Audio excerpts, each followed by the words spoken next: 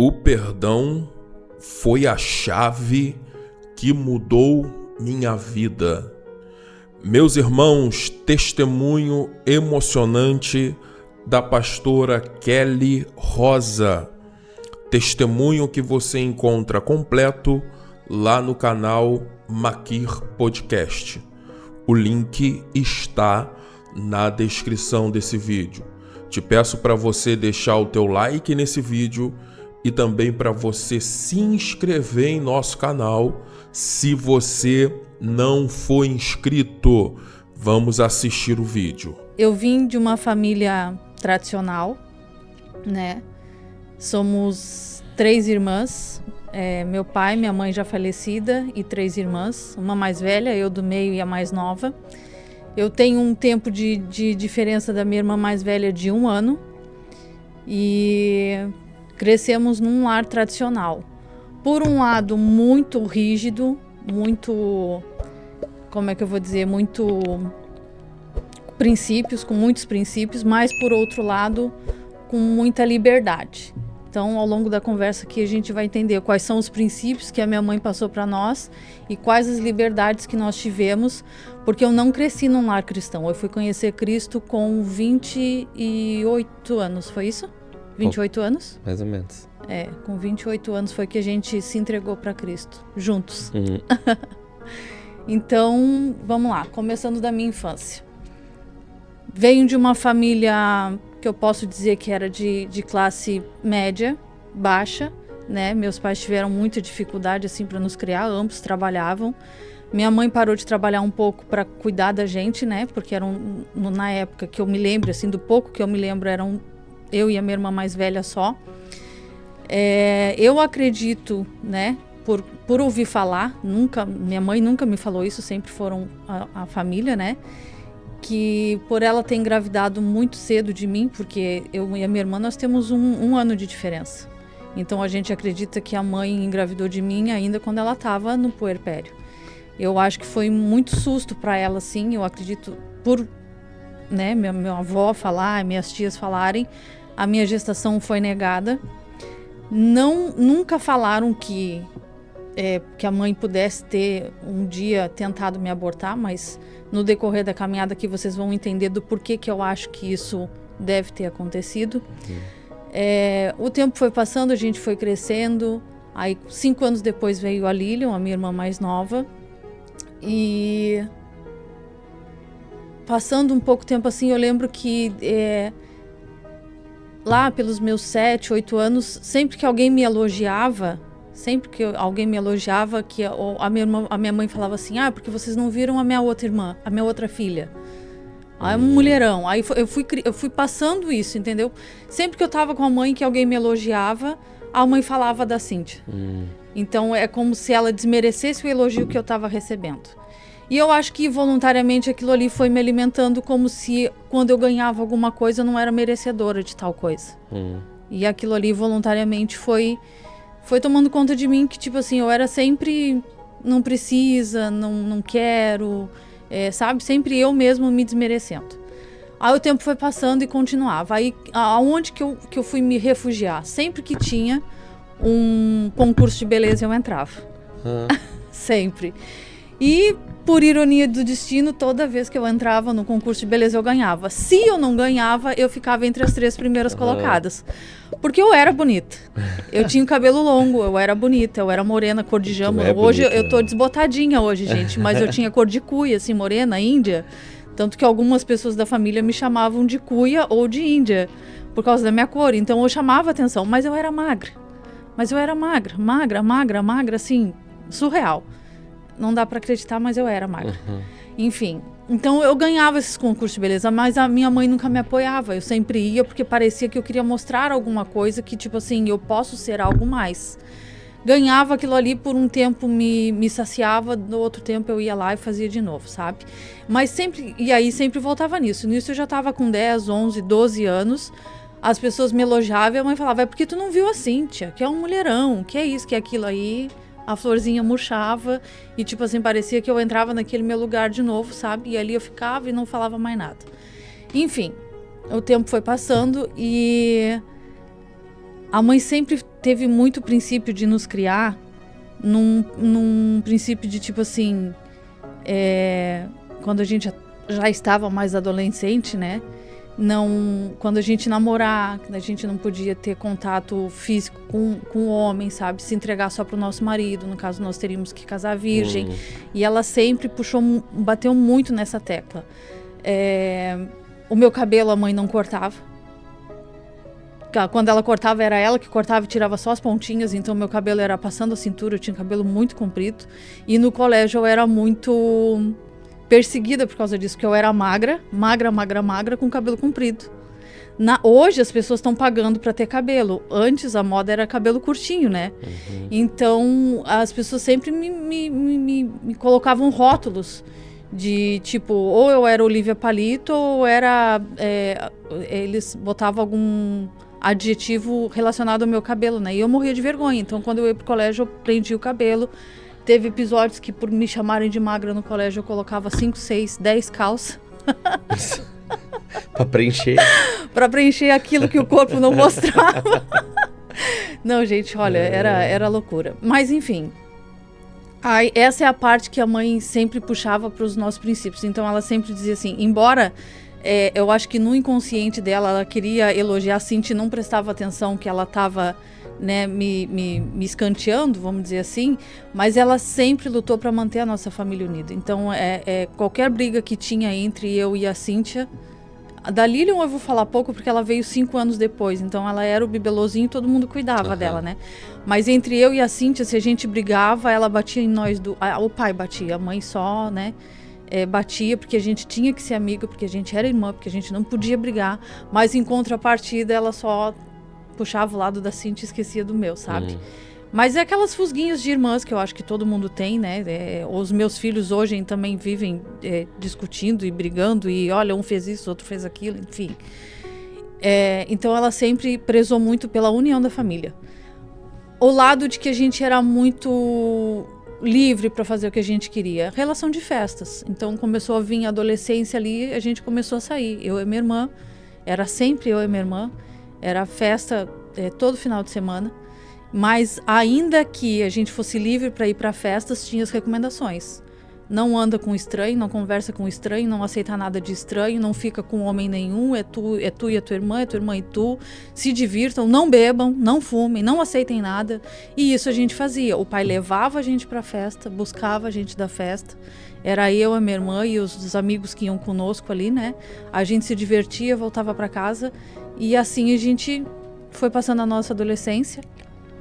Então tinha essas recomendações de não aceitar nada de estranho. Na época a gente usava a gíria de ficar, né? Não fica com nenhum homem, eu não sei como é que fala hoje. Mas enfim, então a gente não ficava com ninguém, a gente ia única e exclusivamente para se divertir.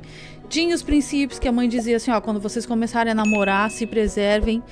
Não mantenham relação, claro que ela não usava essas palavras, né? Não mantenham relação, percam a virgindade de vocês só com o marido de vocês. Mas aí vem a parte também da liberdade que quando meus pais assistiam filmes, eu posso falar?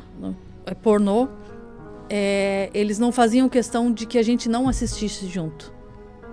Entendeu? Então teve episódios que a gente teve acesso à pornografia. Claro, não o filme pornô explícito, mas o contexto, né? A gente deduzia que era isso, então a gente assistia junto, algumas vezes. Então tinha aquela parte assim, ó, percam a virgindade só com o marido de vocês, que era um princípio e uma ordem da minha mãe, mas em contrapartida a gente teve acesso à pornografia cedo. Né? A minha irmã, não sei se vai lembrar disso, mas isso pra mim foi muito marcante. Voltando um pouquinho à minha história, tá, cheguei na minha adolescência, né? Nunca fui uma pessoa de ter muitos namorados, nunca namorei, assim, até os meus 15 anos. Tive meu namoradinho lá com 15 anos, mas era oi, tchau, o pai presente, a mãe presente, enfim. Mas teve um episódio na minha vida de quando eu não lembro a idade muito certa e nem quando terminou. Mas eu acredito que lá pelos meus 5, 6 anos eu comecei a ser abusada. Por um tio, que não era tio, né? Ele era casado com a minha tia. E ele começou a me abusar. Não houve vias de fato, mas eu lembro que sempre que ele ia na minha casa, ele me colocava no colo dele e começava a me tocar e começava a fazer movimentos, né? Comigo entre as pernas dele, assim, próximo às partes íntimas dele. E eram pessoas próximas, então sempre tinha a visita deles, ou a gente sempre ia na nossa casa, ou a gente sempre ia na casa deles. E eu lembro que esses abusos eram frequentes. Hoje eu sei que é abuso. Na época, pra mim, não era abuso. Na época, pra mim, era carinho. Porque o pai estava sempre viajando, a mãe sempre com os afazeres de dentro de casa, né? Então a única pessoa que me tocava era essa pessoa. Então, pra mim, na época, não era abuso. Fui descobrir que era abuso depois de muito tempo. E fiquei calada, nunca ninguém soube disso. A única pessoa que sabe disso agora, além de vocês, foi ele, porque depois que a gente passou por um processo de cura, de restauração, eu precisei contar pra ele. Enfim, eu não sei até quando que durou esses abusos, mas eu sei que esse abuso despertou em mim a parte sexual. Não o desejo, mas ele despertou em mim a minha sexualidade, vamos dizer assim. Despertou a minha sexualidade. Por quê? Depois que eu creio que tenham acabado esses abusos por não se ter mais contato com a pessoa, eu comecei com a masturbação. Porque parece que aquilo fazia falta. Entendeu? Então, assim, não houve vias de fato, mas ele colocava a minha mão no órgão genital dele. Ele não me tocava internamente, mas ele passava a mão em mim. Entendeu? E aí depois que eu acho que aquilo acabou porque não tivemos mais contato, aquilo involuntariamente me fazia falta e eu comecei então despertou a minha área sexual muito cedo, que aí eu comecei com a masturbação e ninguém nunca soube disso.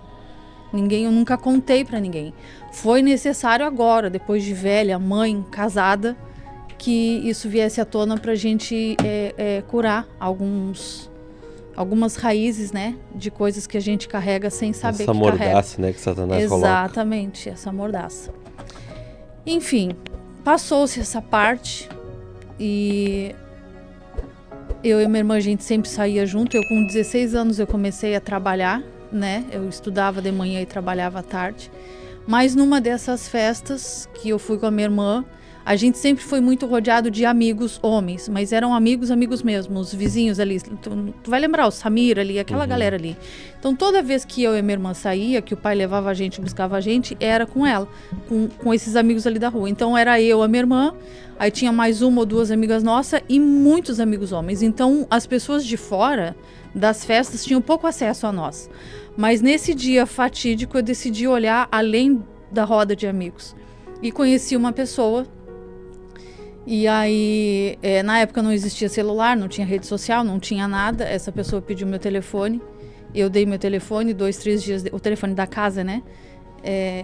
Ele liga pra mim, a gente marca de se encontrar, a gente se encontra, enfim.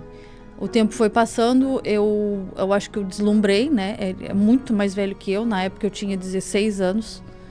E ele muito mais velho que eu, enfim. Ele começou a frequentar minha casa, começamos a namorar. E a mãe sempre falando assim, não tenha, né, te guarda, não tenha relação, é só depois do casamento, não tem relação, é só depois do casamento. Mas um dia, eu acho que passou na cabeça do pai e da mãe que a gente precisava de um pouco de privacidade, a pessoa na minha casa, né, e aconteceu. Como é que fala, amor? Ele me passou a lábia, sei lá, ceguei, tava, eu acho que encantado. E porque no tempo de namoro, assim, ele me buscava no colégio, me levava no colégio, me levava pro serviço, me buscava no serviço. De noite eu jogava handebol, então ele me levava pro handebol, me buscava no handebol. E aquilo ali pra mim era um cuidado. Acho, né? Aquilo ali pra mim se tornou um cuidado. Nossa, ele me busca, ele me leva, ele tá sempre comigo e tal. Aí eu sei que eu acabei me entregando pra ele, perdi minha virgindade num dia fatídico de novo. Foi muito dolorido, foi muito doído, sangrei horrores, não foi bom, não foi uma experiência boa. Mas enfim, passou uma semana, outra, ele sabia desse princípio que a minha mãe carregava, de que a gente só tinha que se entregar pro nosso marido. E eu acho que ele começou a me manipular de que contaria pra mãe o que tinha acontecido. E eu sabia que eu tinha feito coisa errada, porque a mãe sempre inculcou na nossa mente que a gente tinha, né, que casar virgem. Eu disse, meu Deus, ele tá querendo que eu conte pra mãe. Tava, na verdade, me manipulando, né? E eu preciso contar porque eu fiz uma coisa errada. Eu fiz aquilo que a minha mãe passou a vida inteira dizendo que não era pra mim fazer. Contei pra mãe. A mãe quase surtou. A mãe teve... Nossa, aquele dia foi, assim, aterrorizante. Mas, enfim, começou-se um processo que agora ela tinha uma filha desonrada dentro de casa e que precisava casar. E aí eu não sabia o que era isso. O que é casar? Por que casar? Na verdade, eu não sabia por que eu não podia ter relação antes do casamento. Que ela sempre dizia, não tenha, mas nunca explicava o porquê. Né? A minha menstruação desceu quando eu tinha, acho que 14 anos. Eu fui mostrar pra minha mãe o que era aquilo e ela não me disse. Ela simplesmente disse assim, ó, te lava e coloca... Na época se usava essa expressão, né? Te lava e coloca um mods. Eu disse, mas o que é isso? O que eu faço com isso? Porque nunca tivemos essa abertura de comentar, de conversar, como os pais hoje têm, nós temos na nossa casa, né? Conversar sobre, com o nosso filho mais velho, né? Sobre o que está acontecendo no corpo dele, o que vai acontecer com o corpo da Nara, enfim. Então eu não sabia o que era. Simplesmente veio, mostrei para minha mãe apavorada, tô sangrando. E ela mandou fazer isso, eu botei, enfim. Voltando para a parte do casamento. Então tá, ela precisa casar, ela precisa casar, ela precisa casar. Disse, mas como casar? Eu tenho 16 anos, eu estudo. Eu tô começando a trabalhar agora e o meu jogo de noite, não, enfim, agora que fez, vai ter que consertar. Então, eu era de menor na época, eles tiveram que ir no cartório assinar para eu poder casar, né, para o juiz liberar o casamento. Casamos muito rápido. Mas, entre o processo de assinar o casamento, que tinha que esperar a data, né, que foi marcada, descobriu-se que eu estava grávida. Porque passou um tempo e a menstruação não vinha e eu não sabia. Eu não sabia nem que tinha que descer de novo, enfim. Aí a mãe perguntava, e desceu a tua menstruação? Eu disse, não, mãe, não desceu. E desceu, mas eu não sabia o que era. Porque ela nunca conversava com a gente sobre isso. Enfim, a mãe, eu lembro que um dia, num processo de esperar a data do casamento, me pegou pela mão. Eu nunca tinha ido num ginecologista. Nunca fui, então eu não sabia nem o que era, não sabia que experiência era essa. Me pegou pela mão, me levou na casa de alguém que estava lá, vestido de branco, me esperando. Mandou eu deitar na maca e apalpou minha barriga e disse, não, ela tá grávida sim. Não fiz exame de farmácia, não fiz exame de sangue para saber que estava grávida. A mulher simplesmente confirmou minha gravidez, tocando na minha barriga. Daí ela levou a mãe para uma sala, elas conversaram um pouco, eu fiquei sentada, deitada lá na maca, enfim, a mulher voltou, botou um instrumento, né, para fazer o exame, acho que de toque, enfim. Aí ela disse assim, tu vai sentir uma picadinha. Nisso eu tava sentindo no meu útero, assim, dor, sabe, cólica. Ela me deu uma fincada, acho que ela me deu uma injeção e ali ela começou a fazer um monte de movimentação interna, né? E eu tô contando assim, gente, porque depois que eu fui descobrir que eu tinha sido levada para uma clínica clandestina para provocar um aborto. Até então eu não sabia o que era. Enfim, ela fez todo o procedimento ali, foi tirando e aí foi saindo aquele monte de sangue e foi saindo e eu tava sentindo muita cólica. E ela dizendo que estava tudo bem, e a mãe dizendo, e a mãe ali me olhando braba e chorando ao mesmo tempo, e tá tudo bem.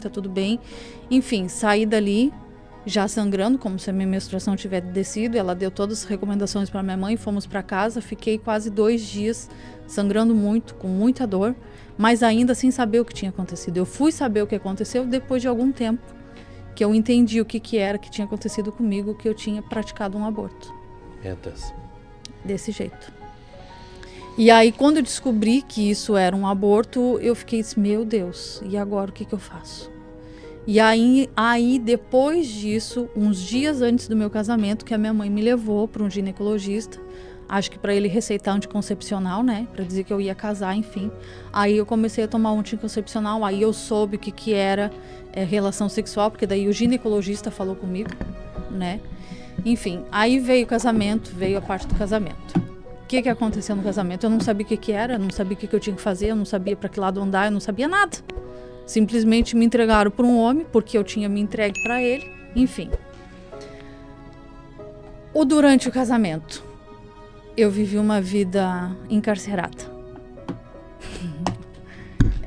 Por quê? Com aquela mania dele me manipular, de eu achar que eu estava sendo cuidada, eu casei, era durante as férias escolares do inverno, né? Então voltou à escola e eu não pude ir pra escola, porque ele disse assim, recém a gente casou, fica mais um dia. Recém casamos, fica mais um dia. E foi passando mais um dia, mais um dia, mais um dia, mais um dia, mais um dia, mais um dia. Eu reprovei por frequência. E aí eu não voltei mais pro colégio. Mas tu não podia ligar pra tua mãe? Não, porque ele desligava o telefone da nossa casa.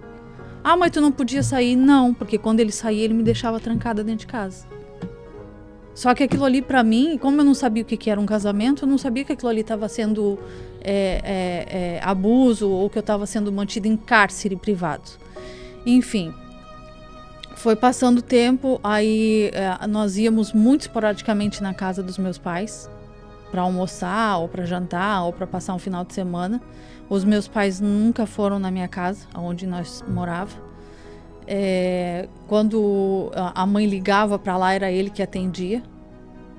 E aí eu falava só, a mãe perguntava como é que estava, eu dizia que estava tudo bem, enfim. Aí quando ele saía, ele desligava, enfim. Como é que foi a parte da relação sexual com vocês? Sempre foi ruim, porque eu sempre sentia muita dor, eu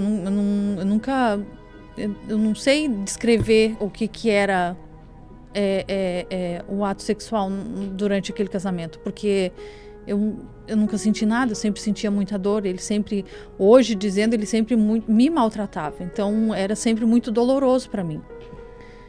Enfim, eu vivi com esse processo, acho que uns 3 anos, que foi o que durou. Passei muito, muito, muito, muito trabalho, porque daí quando eu comecei a ver... eu acho que no ano seguinte, quando eu acabei parando de trabalhar também, porque ele não deixava sair de casa, né? Ele fez com que o meu relógio biológico virasse da noite pro dia. Então eu passava a noite acordada e o dia dormindo. A noite acordada e o dia dormindo. E aí eu acho que quando virou o ano, depois do ano do colégio, a mãe deve ter ameaçado ele, porque a mãe era... Tu sabe, né? A mãe era daquele jeito, enfim.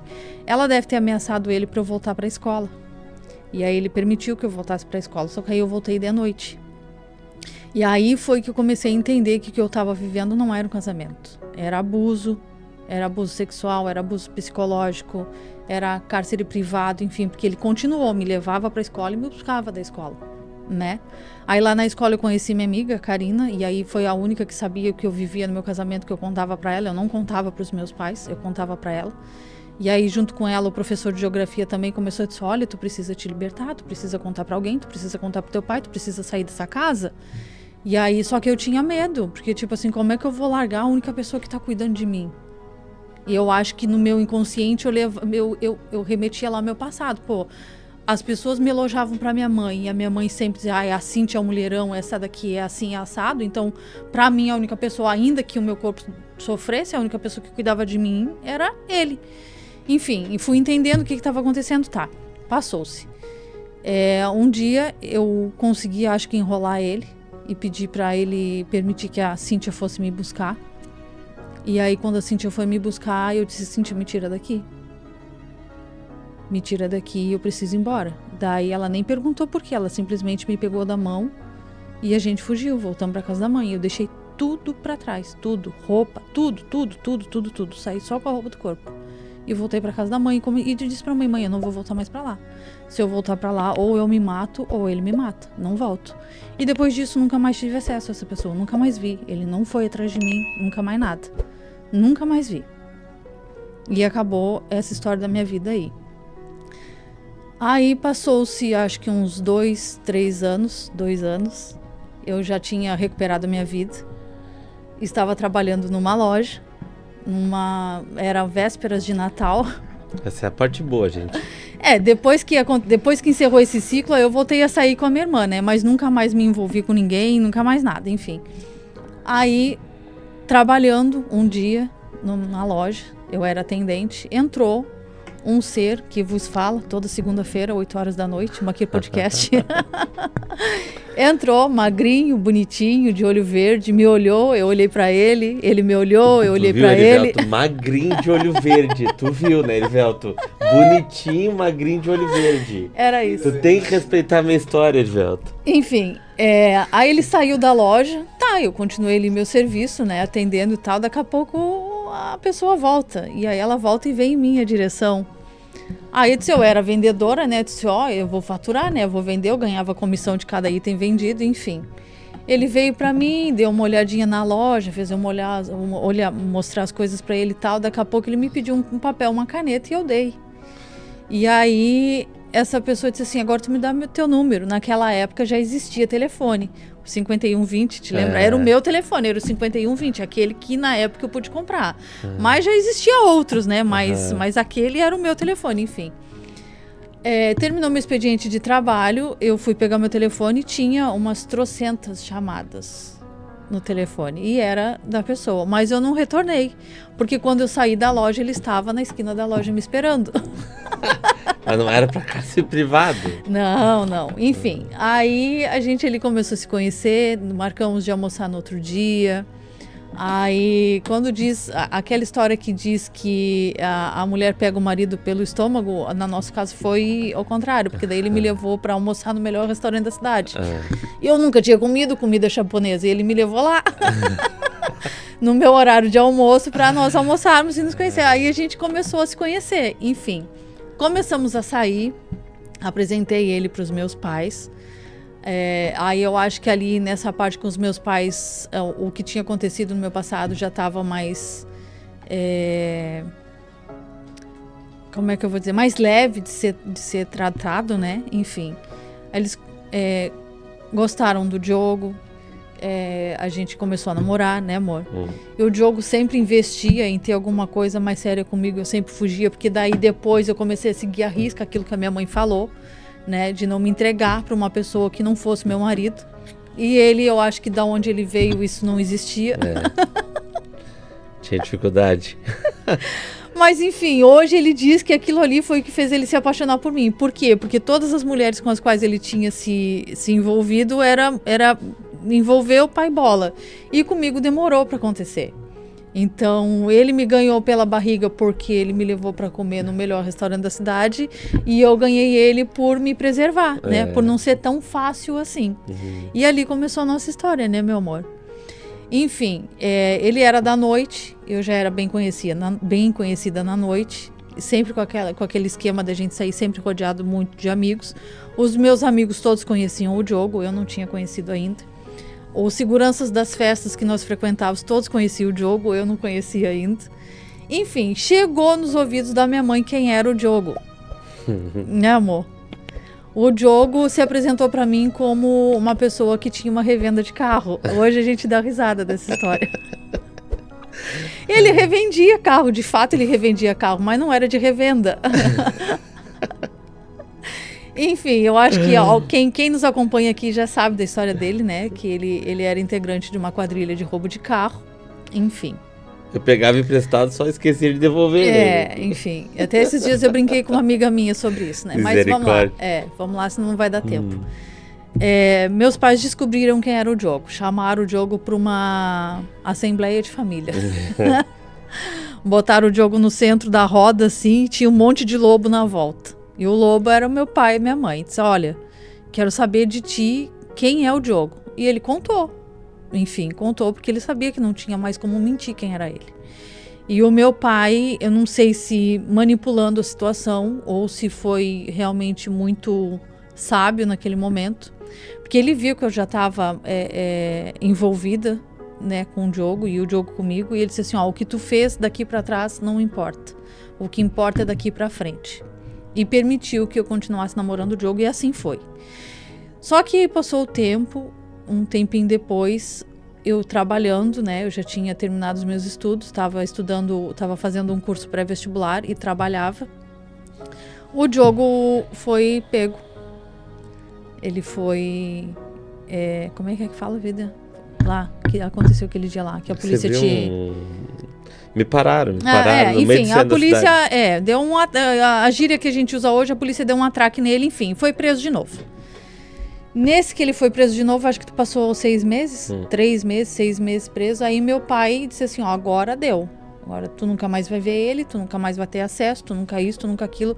E eu realmente fiquei muito brava com ele naquele tempo, porque ele me disse que ele nunca mais estava fazendo nada, que ele nunca mais fez nada.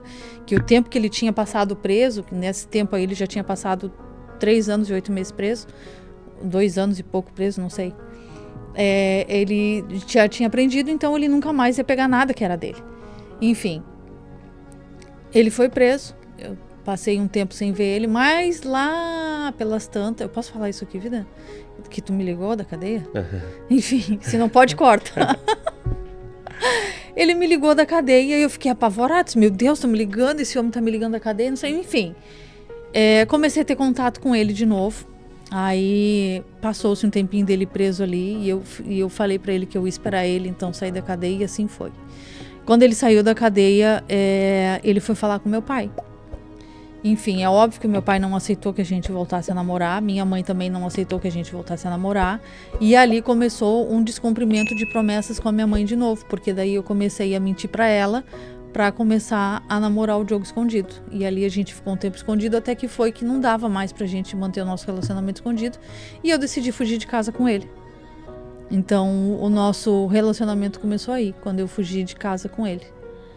E teve a história, né? Teve uma história toda. Enfim, por conta da mãe saber que eu não ia me afastar do Diogo, ela confiscou meu telefone, ela me levava pro curso, ela me buscava do curso, ela me levava pro serviço, ela me buscava do serviço. O Diogo um dia foi no meu serviço e me deu um celular novo. Aí a gente começou a se conversar escondido, que foi onde a gente, né, traumou a nossa fuga. Enfim, mas aí no dia da fuga, o que aconteceu? O pai descobriu que eu tava com o telefone que o Diogo tinha me dado e ia devolver o telefone. E eu disse, não, deixa que eu vou e devolvo. E foi aí que eu fui devolver o telefone e nunca mais voltei pra casa. Então, meu próprio pai, sem saber, me levou pra ter um encontro com o Diogo, do qual eu nunca mais voltei pra casa. Ali teve uma briga generalizada. Minha mãe me agarrou pelos cabelos e me botou pra dentro do carro. Meu pai deu um soco nele, ele deu um soco no meu pai, veio polícia de novo, enfim. Mas ali eu já era maior de idade, então eu respondia pelos meus atos e decidi que eu ia ficar com o Diogo e fiquei com o Diogo. E nesse que eu aceitei ficar com o Diogo, nós ficamos 2 anos sem falar com a minha família, né, amor? 2 anos. 2 anos. E claro, sempre chorei muito, o Diogo sempre também abraçou essa causa junto com a família dele, enfim, porque daí durante esse tempo eu fiquei morando com os pais dele, né? Até que foi um dia que meu pai me ligou, acho que no Dia das Mães, uns 2 anos depois, pra gente fechar essa porta aí e voltar a se falar. Que eu acho que aí ele viu, já passou 2 anos, ela não vai voltar pra casa, ela não vai deixar esse homem. Enfim, fomos nos encontrar no Dia das Mães, né? E ali a gente se perdoou. Eles aceitaram o Diogo, acho que viram realmente que o Diogo tinha mudado. Pelo menos na parte da quadrilha de roubo de carro, né? Enfim. E ali a gente começou a ter um contato com a minha família de novo e a viver, de fato, uma história familiar, né, amor?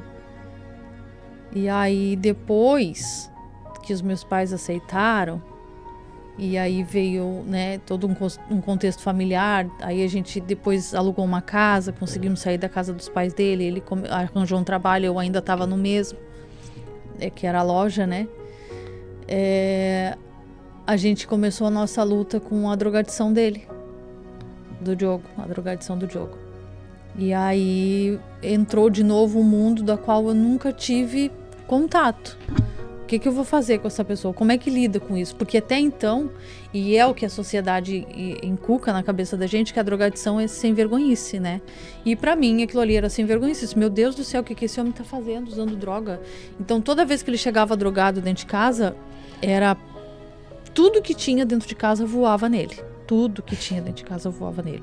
Se vocês conseguirem ver o braço dele ali, é tudo cheio de cicatriz, porque era copo, prato, vidro de ketchup, tudo, porque eu ficava muito brava, que ele usava todo o nosso dinheiro para usar droga.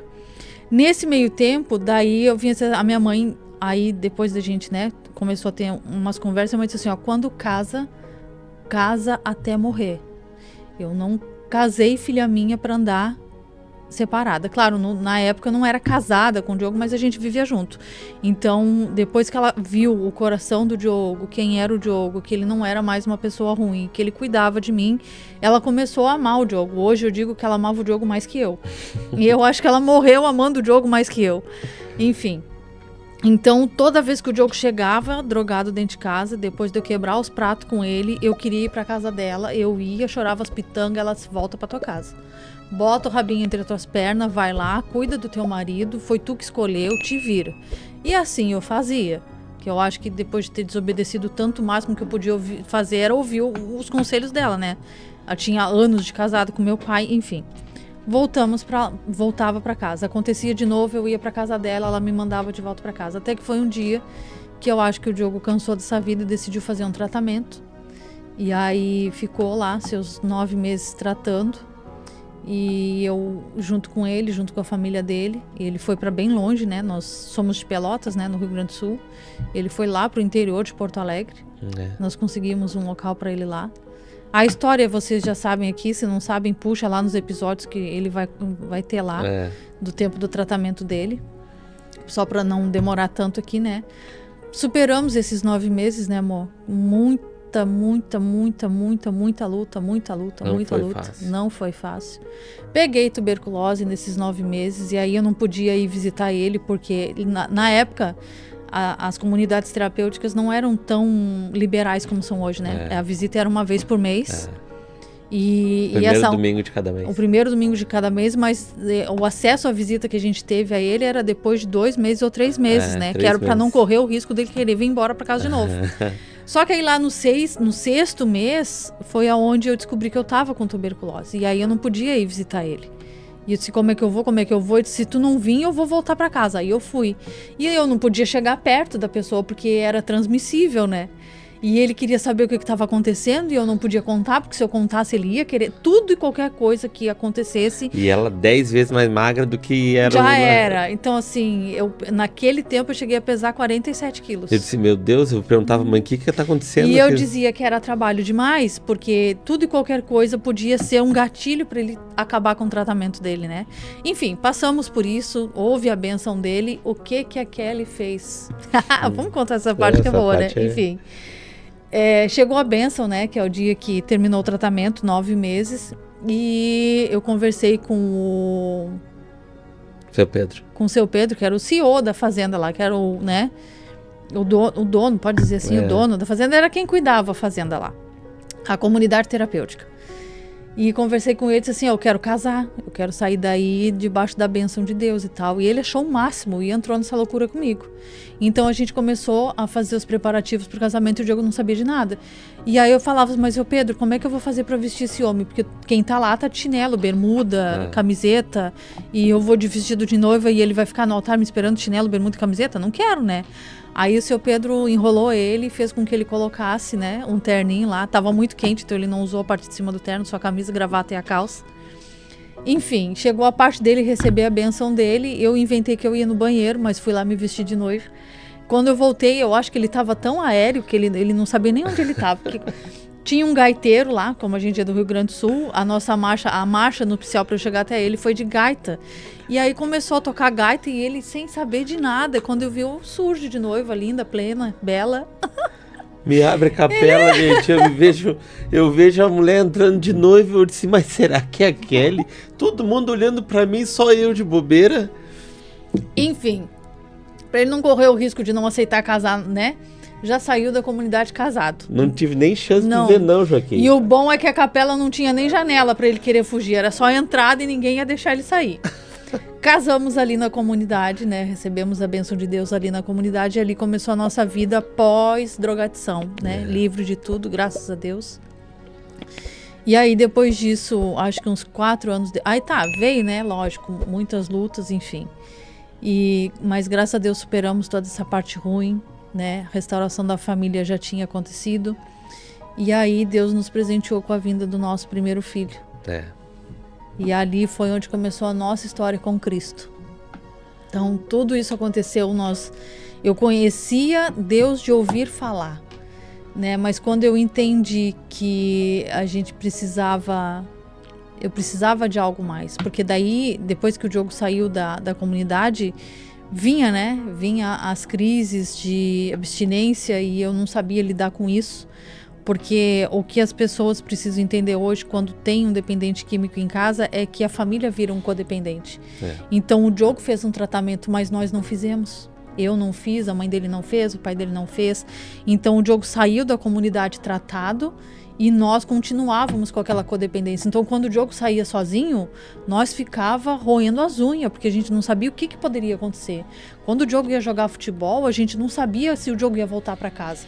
Porque até então, toda vez que o Diogo ia jogar futebol, ele nunca voltava para casa. Ele sempre saía para usar droga. E aquilo ali, a nossa doença não tinha sido tratada, né? A nossa codependência não tinha sido. Então, eu tinha ido visitar minha mãe um dia, quando eu voltei para casa caminhando, eu gostava de caminhar, voltei para casa caminhando, passei na frente de uma igreja, ouvi um hino e decidi entrar. Aquele hino me chamou a atenção. E eu decidi entrar, e ali fiquei, e comecei a frequentar aquela igreja, e eu falava para ele, amor, vamos para a igreja comigo? E ele dizia, não, enfim. A minha mãe sempre foi ela sempre teve muita fé, mas ela nunca passou esses princípios cristãos pra gente, de modo que a gente tinha que estar na casa do Senhor. E ali comecei a ir sozinho, comecei a buscar, e comecei a ir sozinho e tal. Quando o Otávio veio, daí passamos a gestação do Otávio muito bem, graças a Deus. Ele era sorriso de orelha a orelha, porque o sonho dele era ser pai. Enfim, o Otávio nasceu. E eu acho que quando o Otávio nasceu foi que ele decidiu que ele precisava realmente tomar um posicionamento, né? Porque hoje não éramos só nós dois, tinha uma vida que dependia da gente. Enfim, o Otávio, aí eu disse assim, eu já na igreja há mais tempo, como é que eu ia dizer para ele que eu tinha que apresentar o Otávio pro Senhor? E aí foi onde eu usei dessa estratégia para levar ele para a igreja comigo. Algumas vezes ele já tinha ido, lógico, mas não de permanecer, né? Quando apresentamos o Otávio na igreja, foi que ele verdadeiramente se entregou para Deus, porque ali, até hoje ele fala, né, que era ele e Deus naquela igreja, não tinha mais ninguém, né, amor? E ali começou a nossa caminhada cristã. Então, dali a gente aceitou Jesus junto, se batizou junto e começamos a viver os propósitos de Deus para nossa vida juntos. Ele trabalhando, eu trabalhando, cuidando do Otávio. Fomos ungidos a pastores, né, amor? Depois, um tempinho depois a gente foi ungido a pastor. Ele foi ungido primeiro que eu fui um ano depois. Cuidamos de uma igreja lá. Aí no processo de trabalho, cuida da casa, cuida da igreja, descobrimos que a minha mãe foi acometida de um câncer. E foi um baque para toda a família, porque ela sempre foi uma pessoa muito forte. Então, eu nunca vi minha mãe doente, eu nunca vi minha mãe reclamar de nada, nunca vi nada. Minha mãe acho que não dava um espirro. Não dava nunca. Ela nunca foi de ficar de cama, nada. Então, descobrir que ela estava com câncer foi muito forte. Foi muito difícil aceitar. Enfim, descobriu-se um câncer, o câncer era severo demais. Começou-se um tratamento. E aí, graças a Deus, a união que ela sempre passou para mim e para as minhas irmãs fez com que a gente se unisse mais ainda. Então, o tempo que ela ficava de hospital era uma noite eu, uma noite a Cíntia, uma noite a Lílio. E durante o dia ficava o pai. E às vezes ficava o Diogo pro pai fazer serviço de banco, às vezes de tarde, né? Porque eu e as gurias trabalhávamos, né? E ainda tinha o Otávio, que era pequeno, que ficava com a minha sogra quando precisava fazer alguma coisa em relação ao hospital, enfim. Então, toda vez que eu ia pro hospital ficar com a mãe, ela me perguntava, por que comigo? E eu já crente, já pastora, e eu não sabia dizer pra ela por quê. Porque, na verdade, nem eu sabia por quê. E ela queria saber por quê. Eu sempre fui isso, eu sempre fui aquilo, não sei o quê. Por que comigo? Por que comigo? E a gente nunca soube responder isso. O Diogo passava muitos dias lá conversando com ela. Por isso que eu disse no início que eu acho que nos fins dos dias dela ela amava mais o Diogo do que eu, porque ela se abriu muito com o Diogo. Muito. Enfim. A mãe veio a falecer em 2016, em janeiro de 2016, desse câncer, e ela falou assim, eu vou durar 1 ano. E nesse 1 ano, só que claro, né, no início ela disse assim, eu não quero morrer, eu quero ver o Toquinho crescer, o Toquinho é o nosso filho, né, na época só tinha ele, né, e era o único neto dela, então era tudo pra ela esse neto, né, e ela sempre quis ter filho homem, então não teve filho homem, teve o neto, então ela era tudo pra ele, tudo pra ele. Ela disse, eu quero ver o Toquinho crescer, eu não quero morrer. E eu disse, mãe, tu não vai morrer, tia, calma, né? Nós vamos fazer o possível e Deus vai operar um milagre. Era a única coisa que eu dizia pra ela, assim, vamos ter fé, a senhora sempre foi uma mulher de fé, então vamos crer que Deus vai operar um milagre, enfim. Teve um período ali que ela teve a remissão do câncer, realmente, né? E passou, acho que uns 6 meses bem, mas depois ele voltou, já enraizado, né? Mais forte. Enfim, daí foi onde ela passou o maior tempo internada, né? Com as quimioterapias bem mais fortes. E sei que, enfim, ela faleceu em 2016, mas uns dias antes dela ir pra UTI, porque ela teve que ser entubada, né? Ela não tinha mais ar. Foi o dia que o Diogo passou no hospital com ela.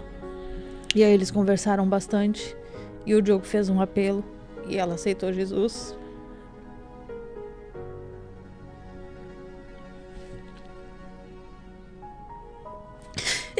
E foi o último suspiro que ela deu, assim, dela, sabe? Porque seguida dali os médicos entraram e pediram pra gente sair. Eu acho que só a minha irmã ficou na sala com ela ali por causa das coisas que era a minha irmã que tomava conta, né? A mais velha. E ali ela adormeceu, foi pra UTI. Mas eu sei que a última palavra dela foi eu aceito. Consciente, né? A última palavra consciente.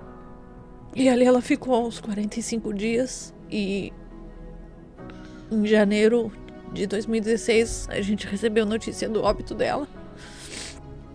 E foi muito desesperador, assim, porque o que a gente vivia em relação a Cristo e saber que a gente orava muito e disse, Senhor, cura ela.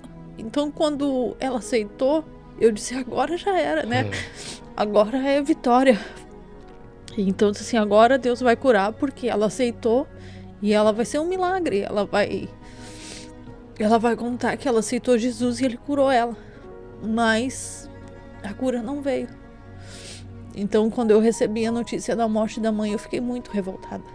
Eu não aceitava. Eu disse, Senhor, eu sou tua filha. Eu sou uma pastora, na época a gente dava muita bola pra título, né? Eu sou uma pastora, eu orei pela minha mãe, o meu marido fez o apelo, ela aceitou. Por que tu levou ela? Então eu atribuí a morte da minha mãe culpando Deus. Enfim, ela morreu em janeiro, em agosto nós viemos embora pra cá, pra Balneário Camboriú, e aqui começou um tratamento muito dolorido sobre o meu casamento, sobre o entendimento do porquê que a minha mãe morreu de câncer, sobre as raízes de amargura que eu cultivava, enfim, passamos por esse processo aqui, uns 3 anos, né? Desconstruindo a gente, total. Totalmente, a gente foi desconstruído. Toda a religiosidade, tudo que a gente carregava.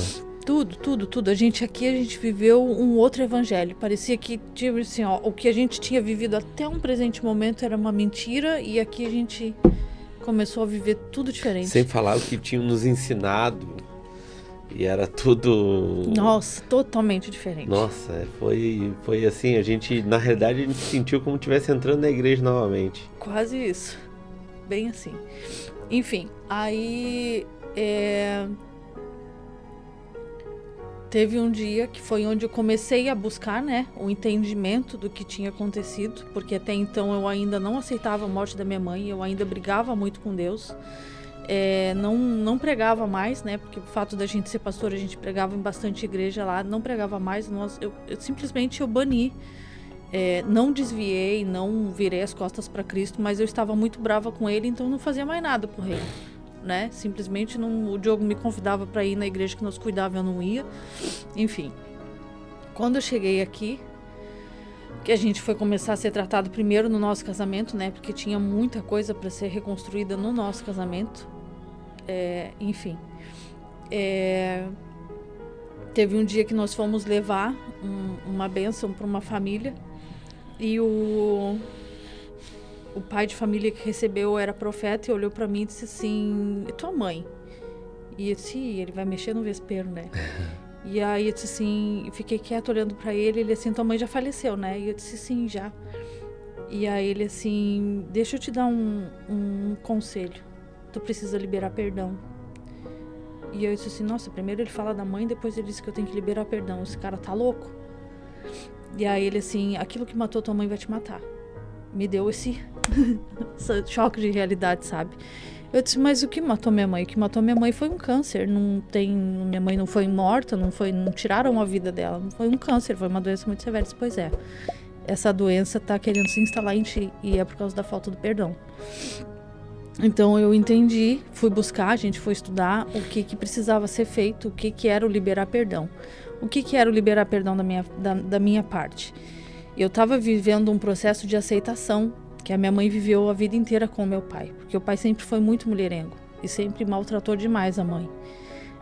Isso a gente teve conhecimento depois já adultas, né? Nossa vida adultas. E a minha mãe sempre aceitou, porque ela tinha aquele princípio que o casamento é uma vez só e é até a morte. Então ela aceitava tudo que meu pai fazia, não falava nada, simplesmente aceitava pelo bem de continuar casada por causa da família. E, claro, eu contei o processo do Diogo em relação a quadrilha, a drogadição e tal, mas ele sempre aprontou muito pra mim também. E eu tava vivendo o mesmo ciclo que a mãe, aceitando, porque a mãe dizia: tem que aceitar, porque é teu marido e é pra vida toda, enfim. E eu achava que naquele processo ali era perdão, mas não era perdão, era aceitação. Então eu tava com o mesmo ciclo de vida da minha mãe. E aí, esse profeta deu as mãos pro Diogo e ali eu liberei perdão pro Diogo, falei assim: "Olha, eu te perdoo por isso, por aquilo, enfim." Aí ele disse: "Bom, agora tu tá preparada para viver um processo e entender por que a tua mãe morreu." Porque ela te perguntava por que aquilo tinha acontecido com ela. Então, gente, deixa para vocês entenderem a gente entende que o câncer é uma doença às vezes genética, às vezes adquirida por uma alimentação ou por algum trabalho que contém componentes químicos. A minha mãe sempre foi dona de casa. E a alimentação dela sempre foi muito saudável. A minha mãe não fumava, minha mãe não bebia, minha mãe não tomava refrigerante. Embutido dentro de casa era muito, mas muito raro. Lanches na rua eram mais raro ainda, porque a gente vivia bem, graças a Deus a nossa mesa sempre foi muito farta, mas a gente não tinha para esbanjar na rua. Então a nossa alimentação sempre foi muito caseira. E tudo que ela consumia dentro de casa em relação à horta era da horta dela, era plantado por ela, então não tinha agrotóxico. Pô, mas então por que ela tinha câncer no estômago? Da onde que surgiu esse câncer? Não tomava refrigerante, não fumava, não bebia, não consumia agrotóxico, não consumia embutido, nada, que hoje, né, pode ser uma das causas do câncer é isso. Mágoa, amargura, porque ela nunca liberou perdão pro meu pai de tudo que o pai fez. Então hoje a gente entende que algumas doenças que nós somos acometidos sim, por sentimentos que a gente alimenta, por falta de perdão, né? Por orgulho demais, por egocentrismo, por não querer ser humilde o suficiente e liberar aquela pessoa, porque eu gosto muito de dizer hoje, amor, pastor Diogo, que o não liberar perdão é como se a gente fizesse um copo de veneno e desse pro outro tomar. Não, a gente faz um copo de veneno pro outro tomar, mas quem toma é a gente.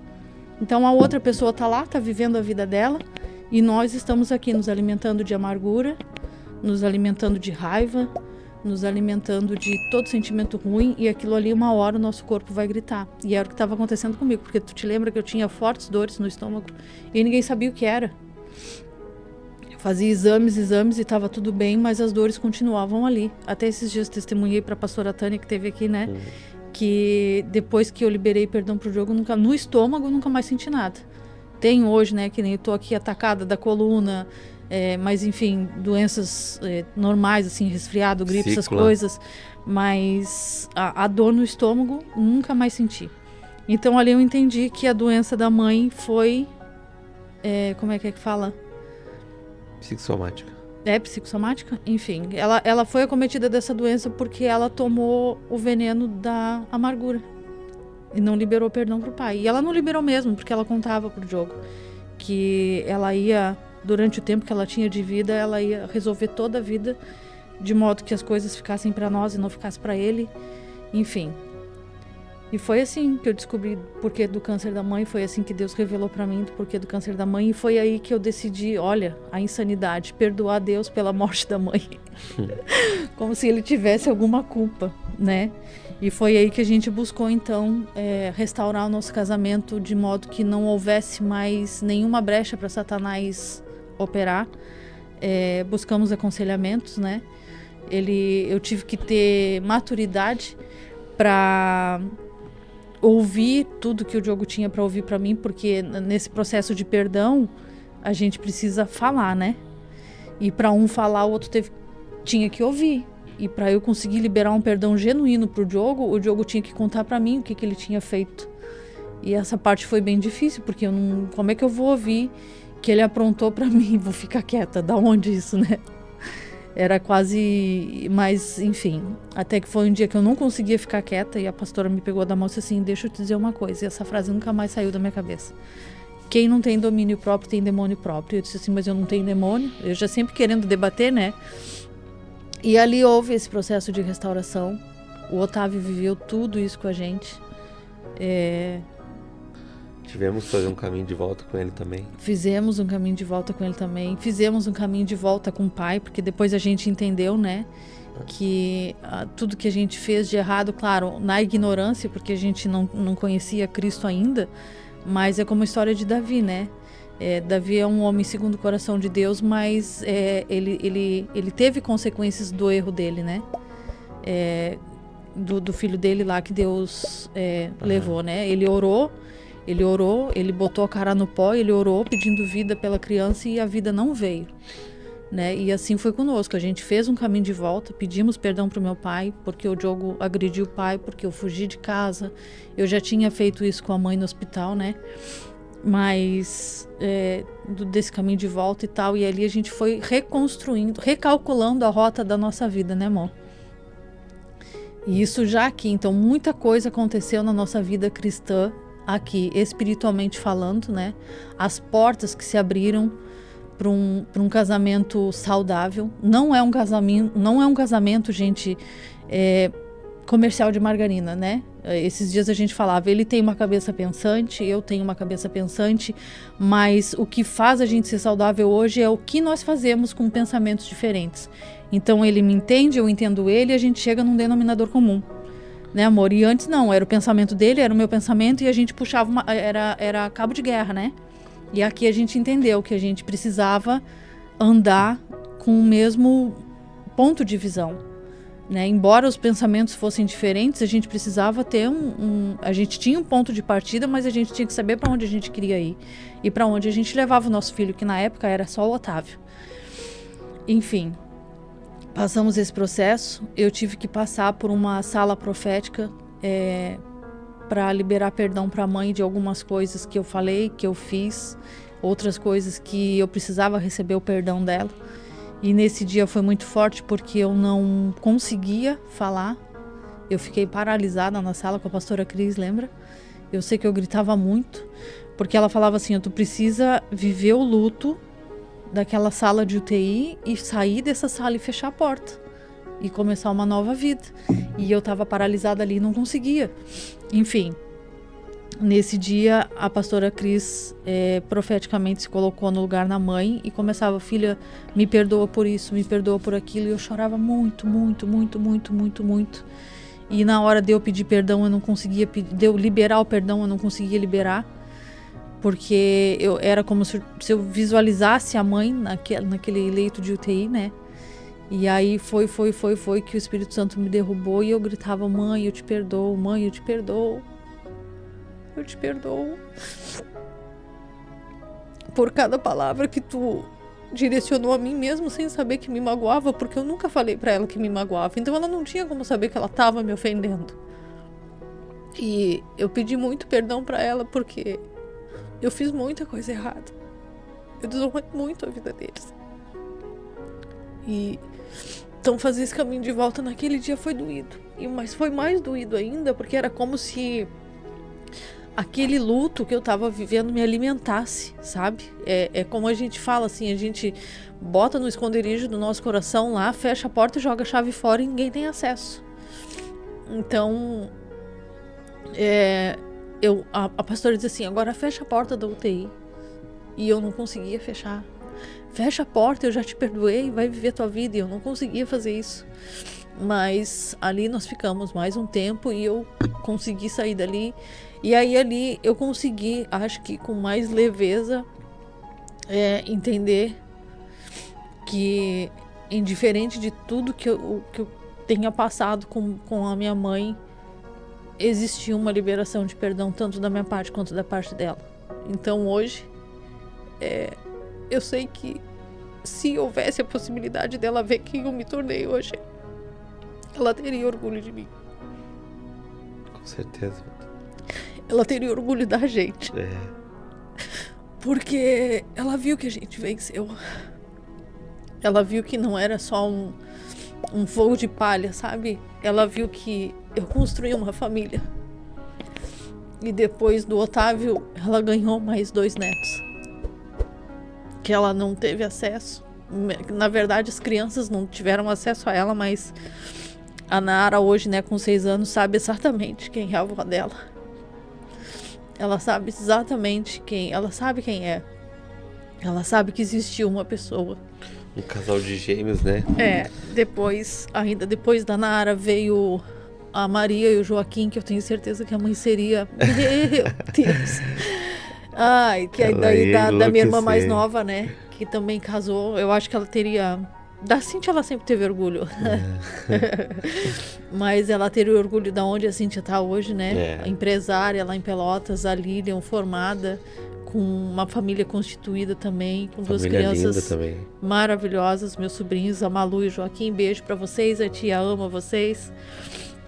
E eu acho que o legado da mãe em relação à união de nós 3, que embora eu esteja aqui a 800 quilômetros de distância, a gente se fala, a gente se troca mensagem, eles vêm aqui, eu hoje muito mais esporádico, eu vou lá, mas elas sabem que elas podem contar comigo e eles, e sucessivamente, né, eu também posso contar com elas. O meu pai tem acesso às crianças, o meu pai hoje faz tudo, tanto por nós quanto pelas crianças lá, muito mais lá, né, porque tem mais acesso, mas estou sempre em contato também. Então assim, não existe mais mágoa, não existe mais ressentimento, não existe mais dúvida, não existe mais nenhuma brecha que o inimigo possa tocar o dedo e acusar a gente de coisas que a gente tenha feito de errado.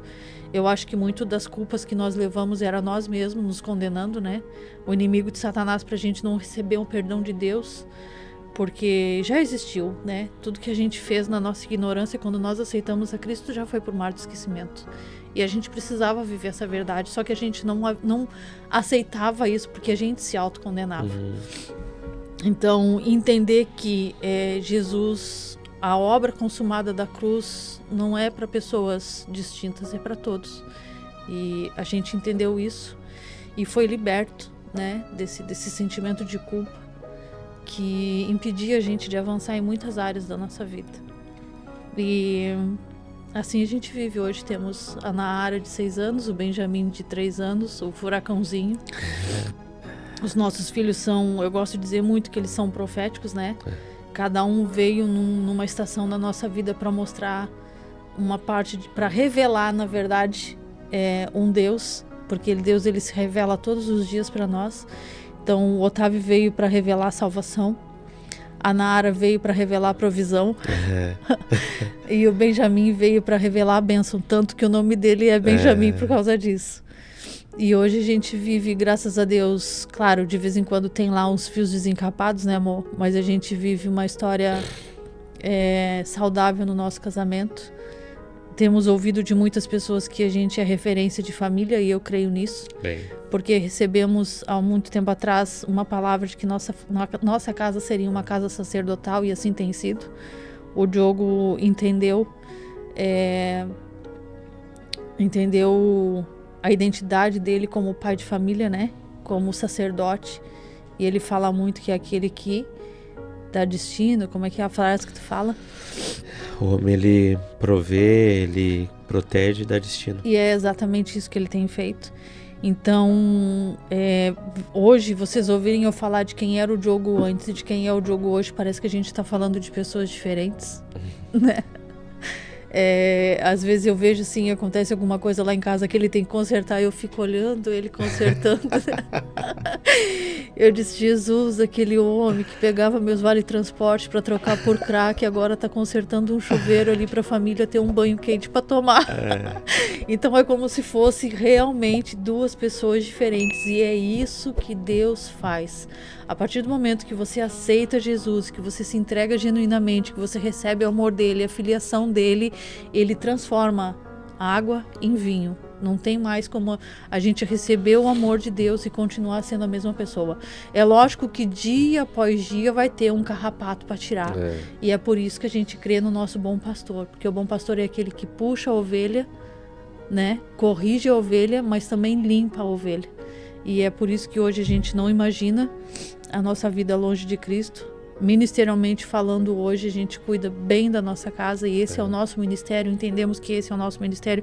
O que vocês fazem na igreja? O que é nos proposto a fazer. Mas a nossa prioridade hoje é a nossa casa, que nem eu falei no início, o nosso rebanho hoje é a nossa casa. De repente, vocês são pastores e cuidam de quem? Cuidamos de 3 ovelhinhas do nosso aprisco. O tempo que nós estamos vivendo, né, mãe? Né?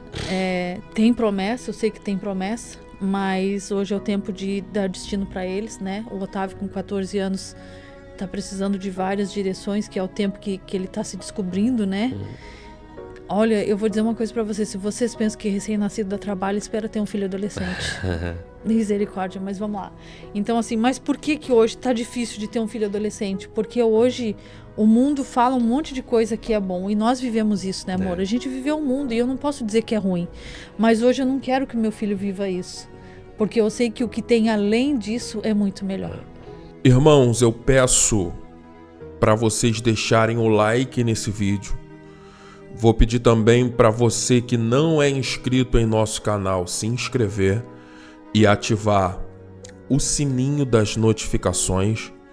Vou te pedir também para você deixar aqui nos comentários de que lugar do Brasil ou do mundo você está me assistindo. Ainda no campo dos comentários, se você puxar para o lado, vai aparecer um botão escrito hypar.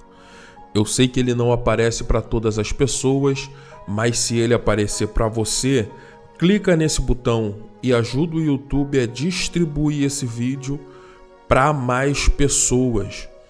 Eu vou deixar aqui no comentário fixado o link do meu canal no WhatsApp. Se você quer receber todos os conteúdos em primeira mão, entra lá no meu canal no WhatsApp, porque eu compartilho todos os vídeos lá em primeira mão, tá bom, irmão? E vou te pedir também para você compartilhar esse vídeo com alguém que precisa assistir esta mensagem.